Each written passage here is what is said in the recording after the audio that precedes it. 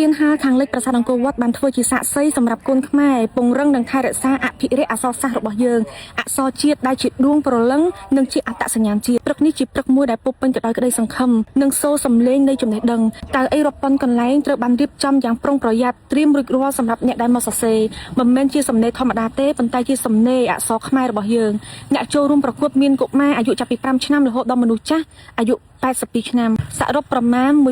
1860អង្គនិងអ្នកបានមកជួបគ្នានៅប្រាសាទអង្គរវត្តក្រោមឈ្មោះតែមួយគឺសំណេរអង្គរលើកទី3មុនការប្រកួតចាប់ផ្ដើមគឺយើងបានធ្វើយ៉ាងសុក្រិតបំផុតព្រោះចំណេះដឹងគឺត្រូវការការពារហើយនេះគឺជាការប្រកួតនៃសុបិនវប្បធម៌និងអត្តសញ្ញាណខ្មែរដែលកំពុងរស់នៅពីបេះដូងមនុស្សមួយជំនាន់ទៅមួយជំនាន់សំណេរអង្គរឆ្នាំ